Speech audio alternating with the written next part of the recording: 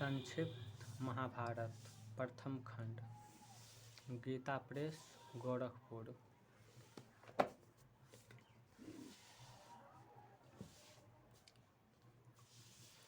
पांडवों की वन यात्रा के बाद कौरवों की स्थिति। वैशंपायन जी कहते हैं, जन्मेजय राजा धृतराष्ट्र अपने पुत्रों का अन्याय सोचते सोचते उद्विग्न हो गए। एक क्षण के लिए भी उन्हें शांति नहीं मिलती थी। किसी प्रकार चैन न मिलने पर उन्होंने विदुर के पास दूत भेजकर उन्हें बुलाया।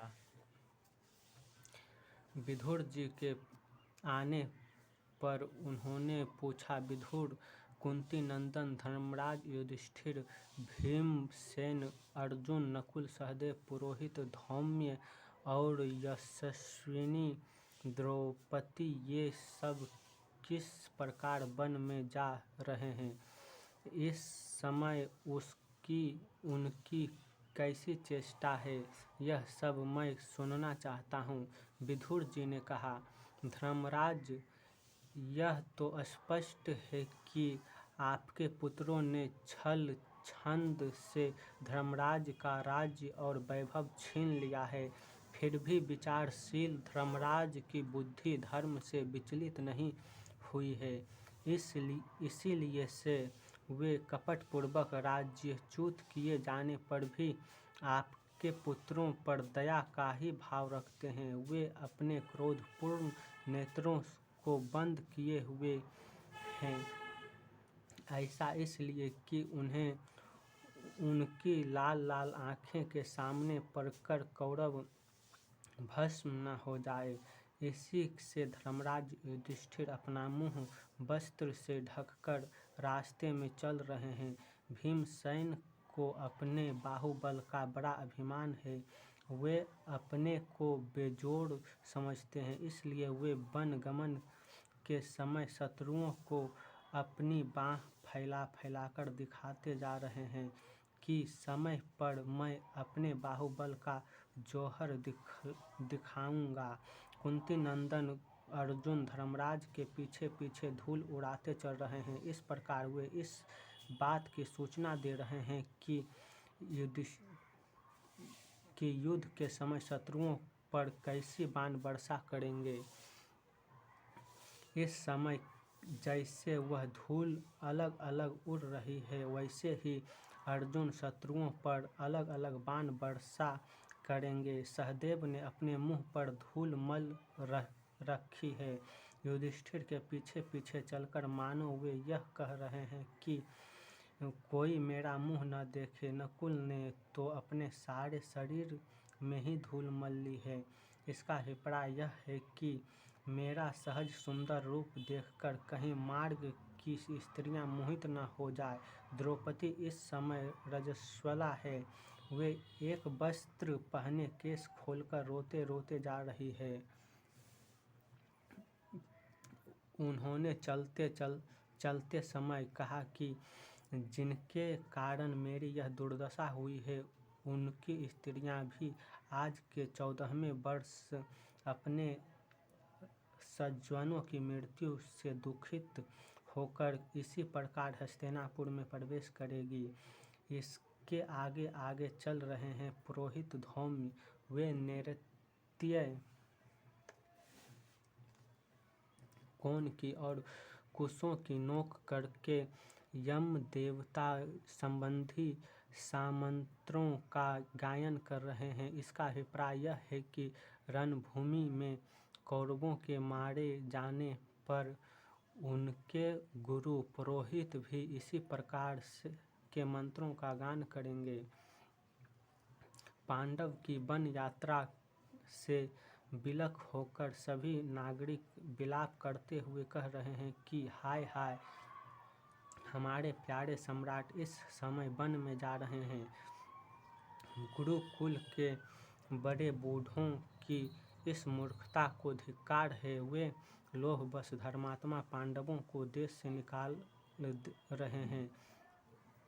हम तो इसके बिना अनाथ हो रहे हैं। इन अन्याय कौरवों के साथ हमारी कोई सहानुभूति नहीं रही। प्रजा इस प्रकार बिगड़ रही है। और उधर पांडवों के जाते ही आकाश में बिना मेघ के ही बिजली चमकी, पृथ्वी थरथरा गई, बिना अमावस्या के ही सूर्यग्रहण लग गया, नगर की दाहिनी और उल्कापात हुआ,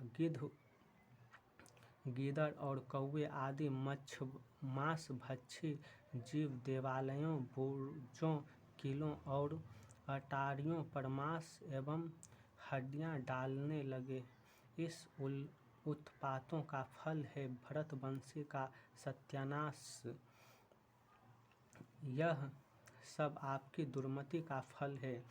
जिस समय विदुर जी धृतराष्ट्र से इस प्रकार कह रहे थे, उसी समय देव ऋषि नारद बहुत से ऋषियों के साथ यकायक वहां आ पहुंचे और यह भयानक बात कहकर चलते बने कि दुर्योधन ने अपराध के फलस्वरूप आज के 14वें वर्ष भीमसेन और अर्जुन के हाथों कुरुवंश का विनाश हो जाएगा। अब दुर्योधन, कर्ण और शकुनी ने द्रोणाचार्य को ही अपना प्रधान आश्रय समझकर पांडवों का सारा राज्य उन्हें सौंप दिया। द्रोणाचार्य ने कहा, भरतवंशियों, पांडव देवताओं के पुत्र हैं, उन्हें कोई मार नहीं सकता। यह बात सभी ब्राह्मण कहते हैं, फिर भी धृतराष्ट्र के पुत्रों ने मेरी शरण ली है, इसलिए उनके सहायक राज्यों के साथ मैं अपनी शक्ति के अनुसार उनकी पूरी सहायता करूंगा। मैं शरणागत का त्याग नहीं कर सकता। इच्छा न होने पर भी यह काम करना पड़ रहा है। क्या करूं? देव ही सबसे बलवान है। कौरवों, पांडवों को वन में भेजने से ही तुम्हारा काम पूरा नहीं हो जाएगा। तुम्हें अपनी भलाई का प्रबंध शीघ्र करना चाहिए।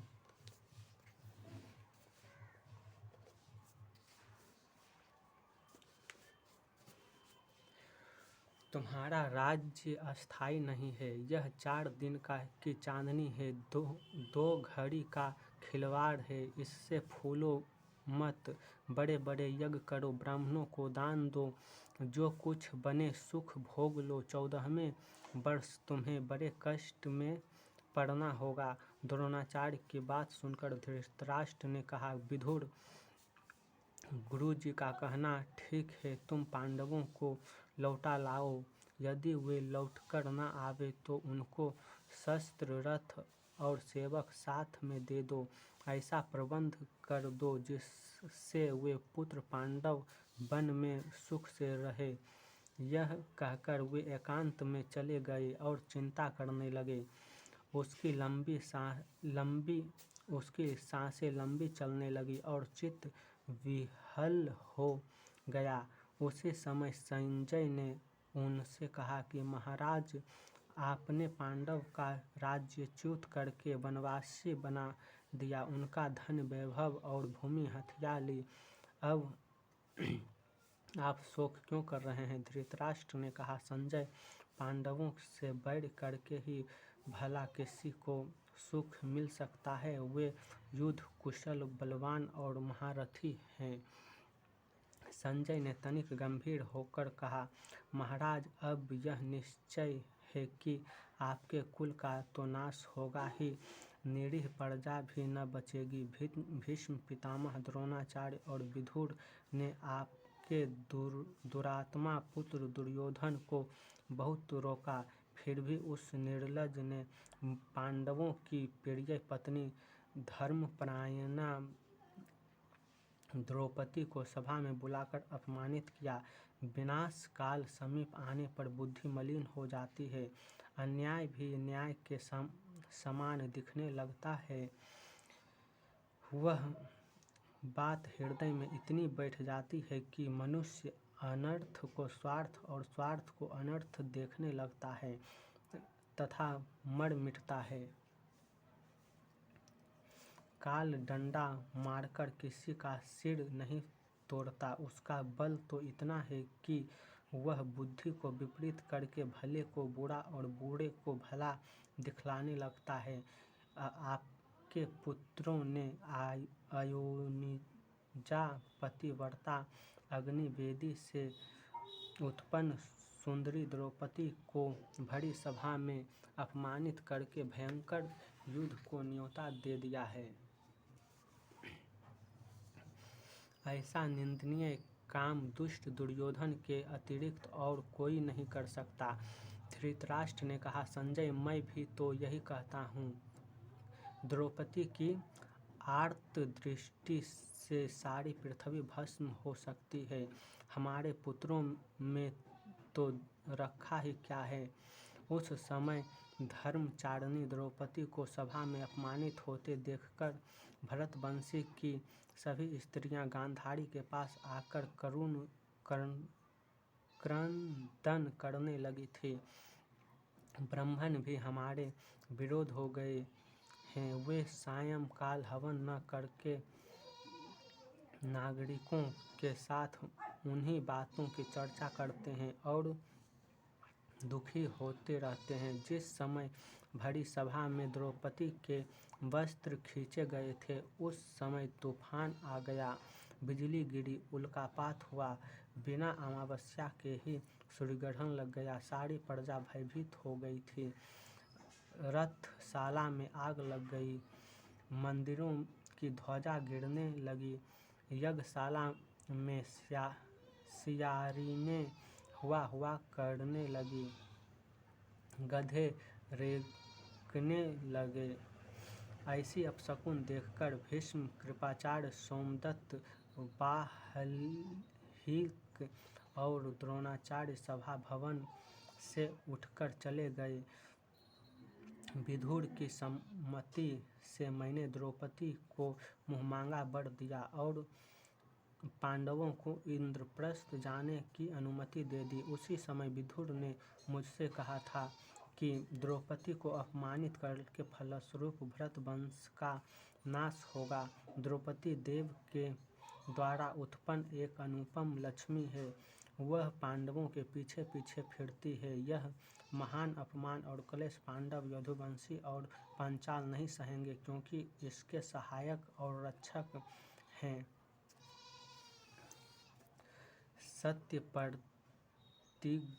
सत्य प्रतिज्ञ भगवान श्री कृष्ण। बहुत समझा बुझाकर विदुर ने हमारे कल्याण के लिए अंत में यही सम्मति दी कि आप सबके भले के लिए पांडवों से संधि कर लीजिए। संजय, विदुर की बात धर्मानुकूल तो थी ही, अर्थ की दृष्टि से भी कम लाभ की नहीं थी, परंतु मैंने पुत्र के मोह में पड़कर उसकी प्रसन्नता के लिए उसकी बात की उपेक्षा कर दी।